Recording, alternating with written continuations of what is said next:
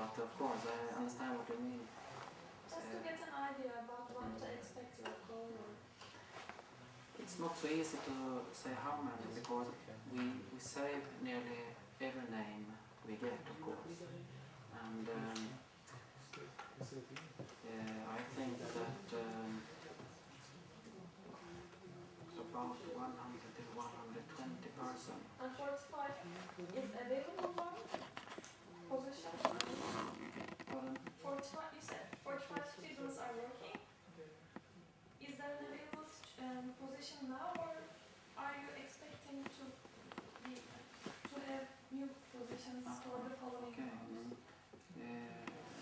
I said we have about 45 districts in South. But during the year we change about, I think, 50 to 60. So it's not a good idea to come once a week and think, do you have a job now? Maybe if you know someone who already have a job, you don't have now, maybe it's easier. But of course, from the city until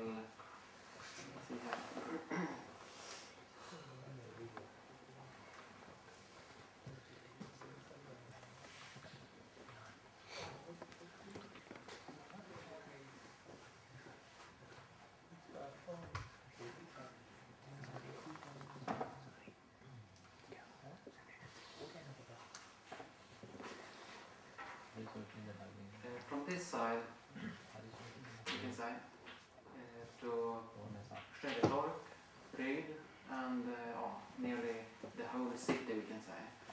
There we have today mostly, or about 4% for guest students. So it's really mixed. And we have seen that mostly of them who works here at Corren will do a good job. So we are not frightened to ask you to get a job. So nearly the opposite. We prefer because most of you don't want a vacation for 1 month in the summer. So that can be it's better for us when we plan for the summer, of course, but it can be for you who are in the queue not so easy just to get a vacation for the summer. Not so easy. So it's not so easy to say which where in the queue, if we talk about that, where you are just now.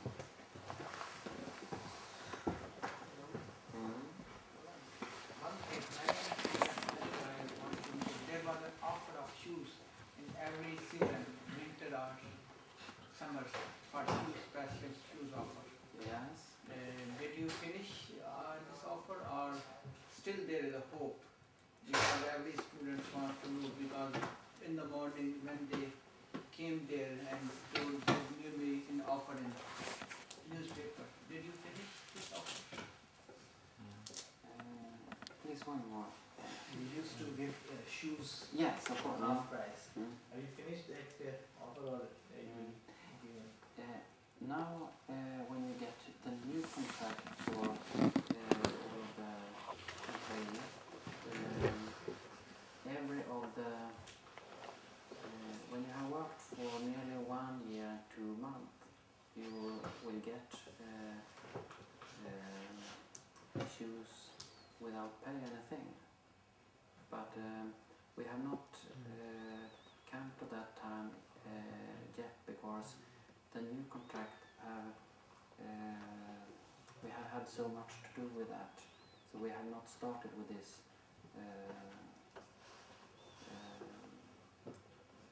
this part of How many of the students students get job but while they're in the middle of their studies. So this offer is not going to benefit them. I mean, they were looking for it and then in the middle of their courses, in the middle of their degree, they get a job. So they don't get benefit. That should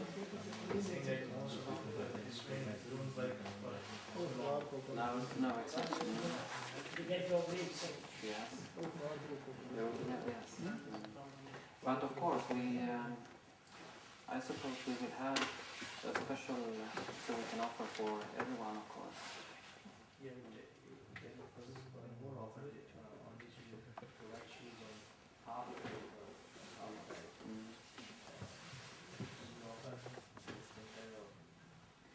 We have not anything just now. We can, but now in the spring, of course, we will do something for that, of course.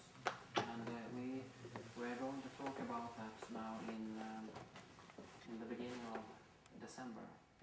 So we will have a special meeting about this. And I think sometimes after. In January, February, we are going to start to fix this for everyone. And they who have worked for 1 year and 2 months, they will get this shoes without paying anything. The other one can buy it for a reduced price, I suppose.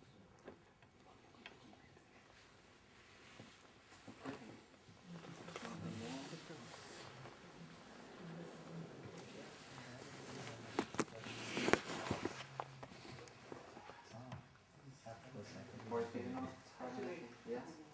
Those who have the more keys, they need a bag of letters if possible. Actually, the guy who has 20 or 25 keys, Yes. they need a A bag, special bag for this, special yes. bag especially for letters, Yes. because it's not a Yes, I suppose I know that it's a problem. But I know that it's a few districts we have a lot of keys, but it's important with a key that you take them with you wherever you go, even if you only have one key. If you have one key to, let's say in Ryd, you have one key for maybe 80 or 45 or 50 buildings. It's very important to do that too. If you lost it in the second building, you have no key to entrance the rest of the 45 buildings. So it's important, even if you have only one key or you have a lot of keys. But of course, I understand that light की बात कर about keys is yes, exactly.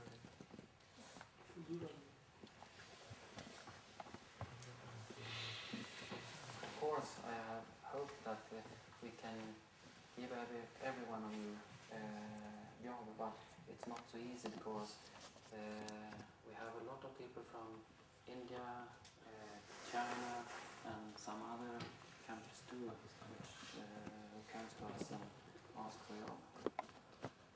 So, but of course, as I said before, we found your friend who had worked before or working just now. They do the job good, so we merely prefer the time you are here that we get help from you, of course. And it's nice for me too, because I feel trained for my English. So that's good for me.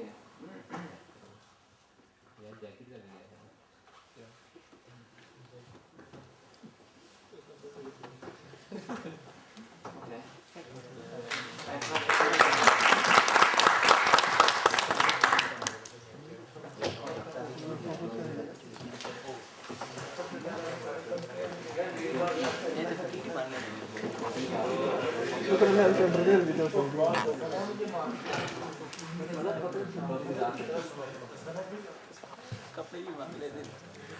need your attention, please.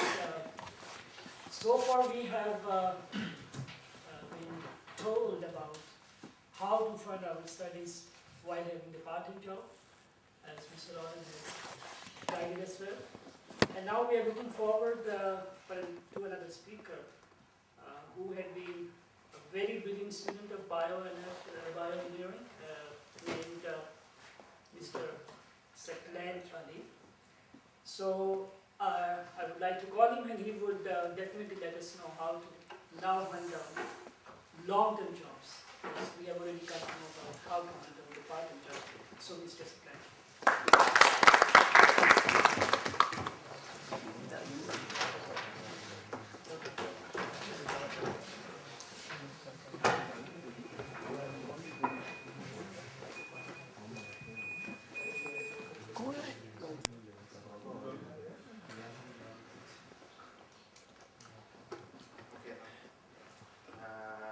First of all, I would like to thank you all for inviting me. It's really nice to be here and seeing this organization of yours and how active you are. That's really good, and you should keep this up. My name is Saqlain, and I have been a student in this university previously, and that's how I had the honor and the pleasure to know Asad, but unfortunately none of you seems to be new students here. How to get a job in Sweden? That's a hard task, even for Swedes and other people. And especially if you are highly educated and have some requirements on the job. But there are some few tricks, and with them it usually goes well. You are all overseas student, and most of you here are on student visa. Am I right? Yeah, that's of course. So that means that in your visa it says that you are allowed to work and study in Sweden, but not get a permit. And you do not have the same rights as those who have a Swedish citizenship, and that is benefits. So with other words, Sweden is a country where the education is free, but the thing you have to provide for is your household, food, and books. Just put the charge on the computer.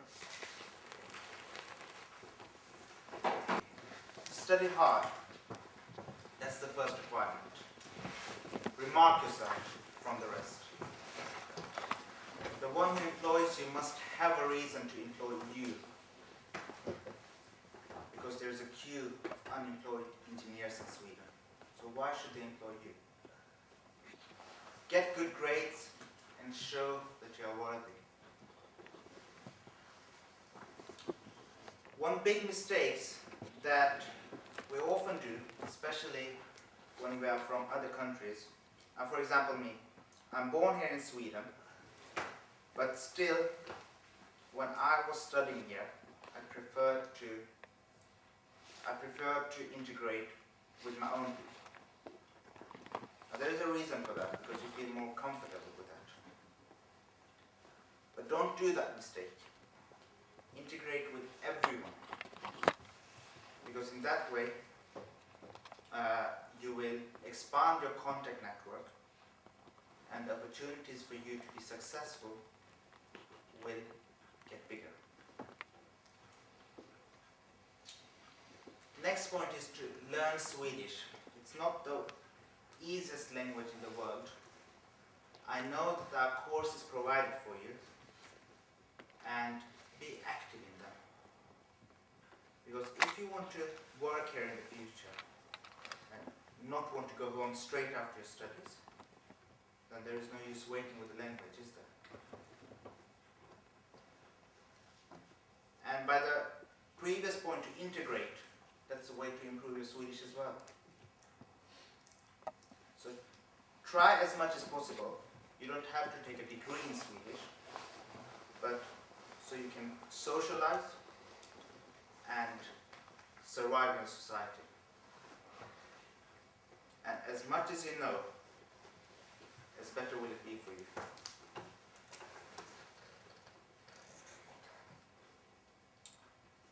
With getting contacts outside your own nationality, as I told you earlier, it's very important. Because I'm going to tell you a very honest reason for that. One Swede, who is a proper Swede, and his parents and grandparents and so on, has always lived in Sweden. They have a huge contact net. If they can't get a job, the parents will get one for them, or the grandparents' friends. So they got a benefit for that. I'm born here in Sweden, but my parents were not born here in Sweden. So the only contact network I had was myself, not my parents or my grandparents. So if you integrate with them, or with everyone, the chances to getting a job is much higher.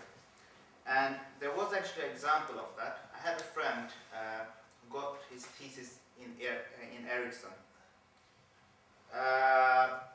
One day he went to the pub and met a nice lady, and she wanted thesis as well. He said, "I got 2 of them. Do you want one?" So if you have the contacts, there won't be any problems. Now, depending on what your attention is, if you want to continue with your PhD or get a job. If you want to continue with your PhD, contact the university professors. Don't wait for the PhD ad to come out. I met a guy quite recently from KTH. He told me that we never give out our ads for PhD. We give them to the people who calls us. So if your intention is to study further, contact all the university within the fields that interests you. I mean, the worst thing that could happen is that they would say no. And even with other persons outside your friends, people who already has a job, who knows, they might be able to help you. Any questions so far?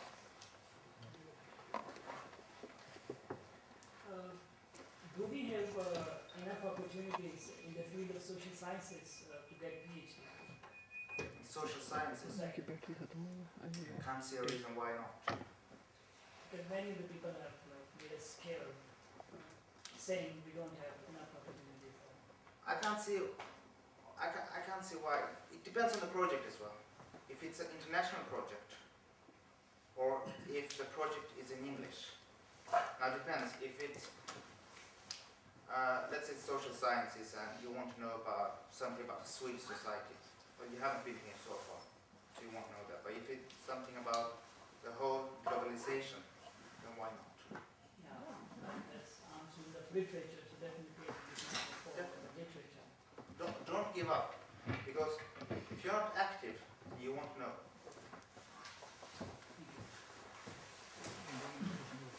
Another questions?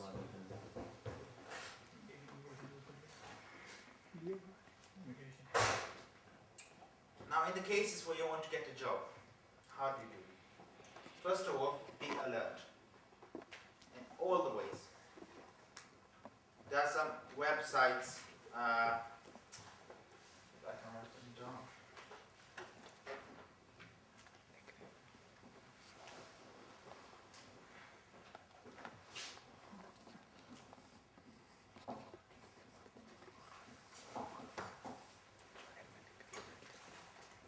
ams.se. This is for the company or the section that is called Arbetsförmedlingen. I don't know how many of you know about this. but these are the agent who is under the government who got the responsibility to provide jobs. And this site is even in English. And all the companies who are looking for employees have the obligation, and if I'm not mistaken, according to the law, we put the ad on this side. What else? Look for companies. You know approximately which companies that provides the job that you wish. Go into the home page, sign up, and show your interest. And you don't lose anything. It's free, of course. Be flexible. One thing that I have learned from my study time and from other people is that the degree that you are getting here in Sweden, let's say you do software, for example, and you specialize within, I don't know, some kind of chip.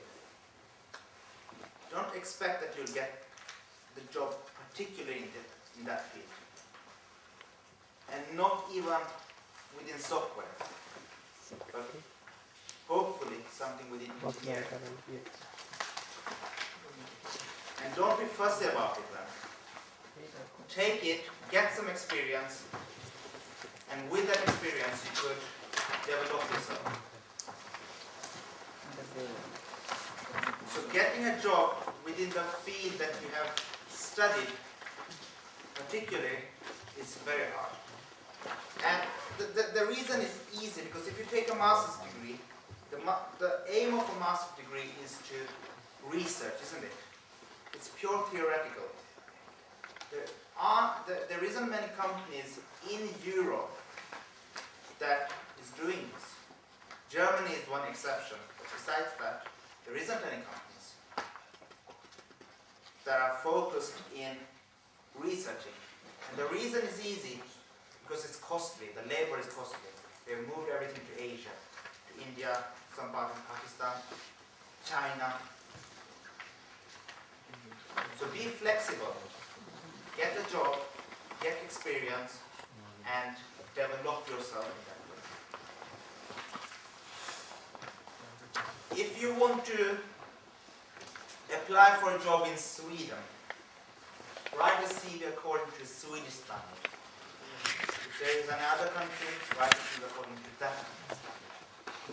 Now, I've seen many CVs, especially from Pakistan, because I have been working with employment as well. Now, how does it look? You have a bunch with 5-6 pages with a nice photo of yourself on the front page, and that's how it works in Pakistan. But in Sweden, they don't want that, because imagine they have 50 people applying,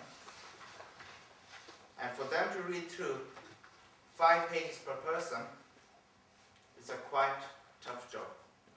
I'm going to show you the standard of CVs in Sweden. Together with the CV, there is always something, a personal statement, or as they call it in Sweden, personligt brev.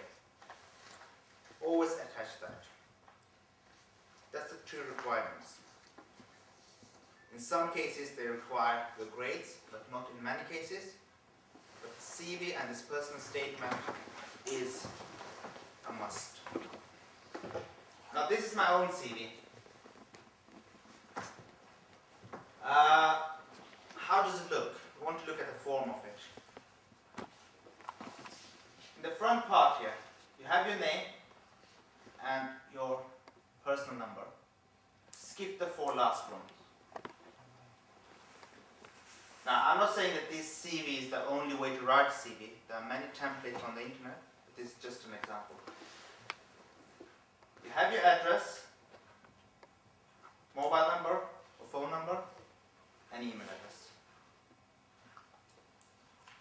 Keep it short on the top. On the top, write CV or curriculum vitae. Now this is in Swedish, but it's easy to do it in English. Now the first heading here is education. Now, this depends. Which heading should you have first? Should it be the education one, or should it be your work experience? If you have a work experience that is related to this new work, then have the heading work experience on the top. And if you don't have a work experience that is related to the new position, then have your education. So for example, for those of you who work in Corren, I'm not saying that's a bad company, if you want to work in Ericsson, for example, then it doesn't matter for them, really, if you have worked in Corren. So, in the cases where you have your education on the top, the order of education, start with the latest first, not the other way around, because that's what I'm interested in. What have you done the latest time? And then go back downwards. Now you don't have to write your nursery there, because that's not of interest either. Write the education that you think would interest them. Another trick is that if they have your CV in front, highlight or make some text bold. And the reason is so it catches the eye. Now don't make everything bold, because then it will be just as worthless. So for example, the education, which is related to your should be. So select some text phrases which you think will interest them, that you want their eye to catch the CV. So as I told you, the year should be the latest one, and the first education should be the last. Then the second heading is the work experience. Same thing here. The latest work right on the top, and the first job that you have right on the bottom. If there is any work that you highlight it, otherwise don't. The third part of the CV should be language skills. You write your first, in your case, because language that would help you. I know that many of you know many languages. You don't have to write them, because that's their interest. You have to think about who are you sending the CV to, and what do they want to see.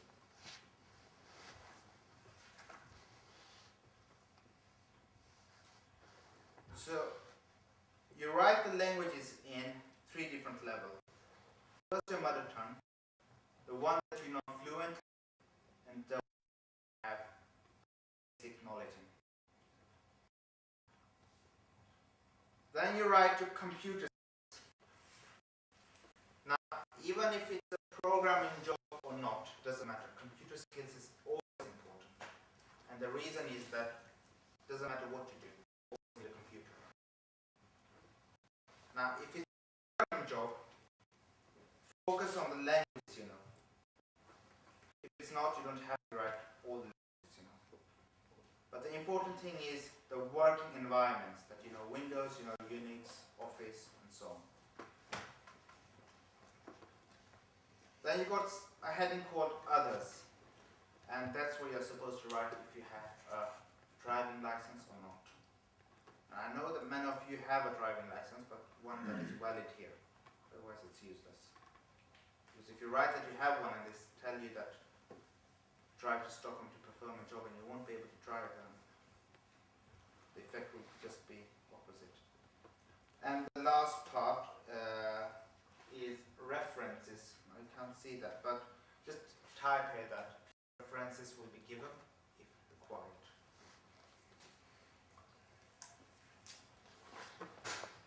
Next thing that you have to send them is your personal statement. Now don't a book, because once again they won't bother to read it. Write maximum 1.5 pages. Write what you think will. And the personal statement that you have personalize it for what you are seeking. It is special. This statement is special. This fits us. Then of course have some general, have one part, customize everything on the position. Usually, a statement divided in 3 parts. First part, yourself with your name, your age, and your education. Very briefly. The second part is, why have you studied? Where is your main interest? How does this go along with our position?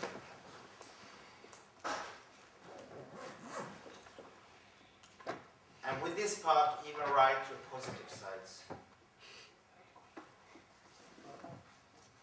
That you can work in team.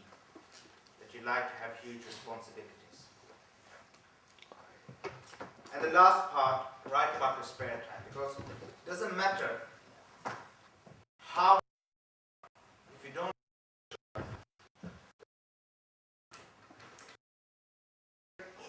important thing in this country. And in fact, all over the world. They don't want you to be a workaholic. They want you to have a social life, which you have, so you don't have to lie about it. Write about your family, your friends, if you are doing any physical training, which is considered as a very strong character here, and other social interests. If there is any other subjects besides the studies that you're interested in.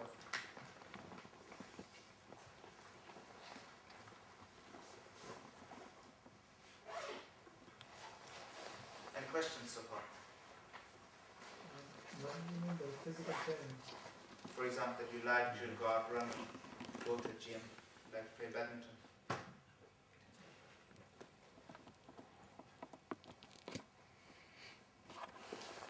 Other questions?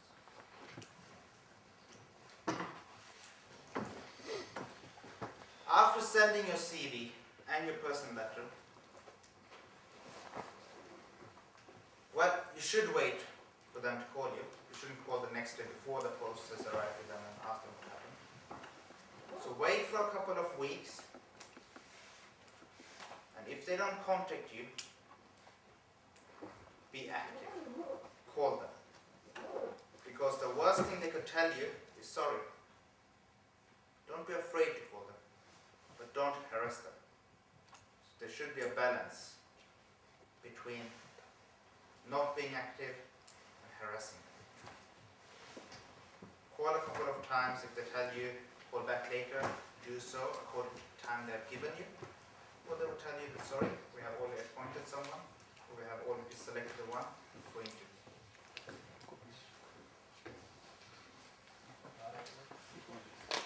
Now interview, and if you come this far, and I'm sure many of you will, dress according to the position. Don't come in shalwar kameez. And if it's not a very high position, you don't necessarily have to wear a tie, because in Sweden there are very few people who wear a tie. Just come with a nice shirt, nice trouser, and perhaps a nice jacket.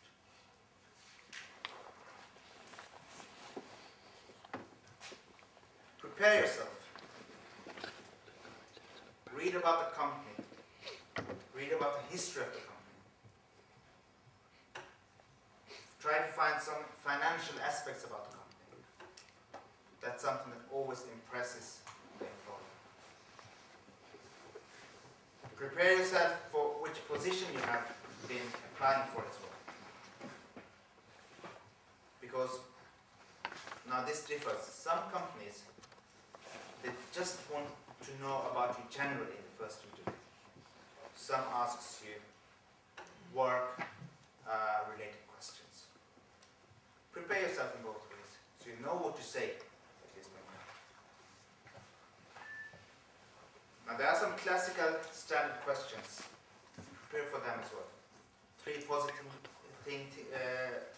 things about yourself and 3 negative things about yourself. That's a classical question. Now when it comes to positive, always relate to work, work-related positive things. That you're a good team worker, that you like at the same time, got huge responsibility, you're punctual, and so on. When it comes to 3 negative things, don't relate to work. Personal. Excuse me? Personal. Personal. Because that won't affect them. Now personal, that doesn't mean that I oversleep myself. But personal like, well, since I'm Muslim, I don't drink. Sometimes I find hard to socialize with others. They will understand you're Muslim. It's no problem. Or one negative thing about me is that I'm a very helpful person and I have a hard time to say no. And sometimes this affects my personal life. But that's rather a positive thing than a negative thing. So give examples like that all the time. That is not related to the work. Okay.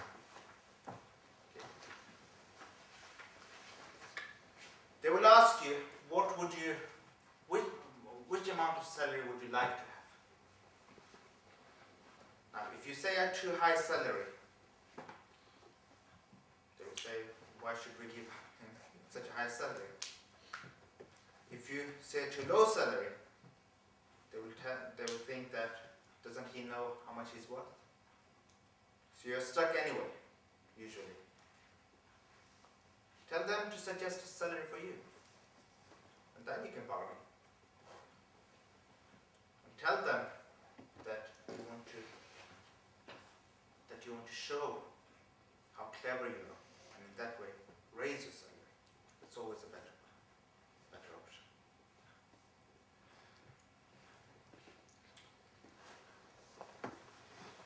Ask for when this position, the due date of this position, because in that way you will know. If you hear something for them, either for a second interview or for work, you'll know when. Now, if they don't call you, usually within 2 weeks, call them and ask the status. Once again, you won't lose anything in that. Call them the status. Ask them for the status. Either they will say that we are not done with all the interviews yet, or we haven't unfortunately selected you. And if you don't get the the position, don't start to get angry or swear at them. No use for that. Ask them instead, what could I do to improve myself for my next interview? And they will be happily and gladly to tell you that and give you that advice. And maybe you were the second best. They won't tell you that. But let's say the first one drops off, they will immediately call you. Now after getting the work hard, show your worthiness. Don't think that, okay, I have got the job now I can relax. It gets worse when you get the job. Try to improve yourself every single day. They will criticize you. Take that, because remember, there is a reason for criticizing you. Do not remark yourself differently because of your background. I know we all love our religion and nations, but try to mix up. After getting a job, still no reason to come into arguments. Try to integrate yourself still.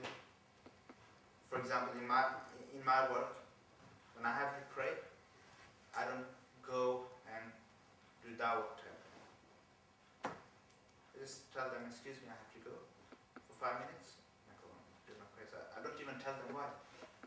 Because there is no reason for that.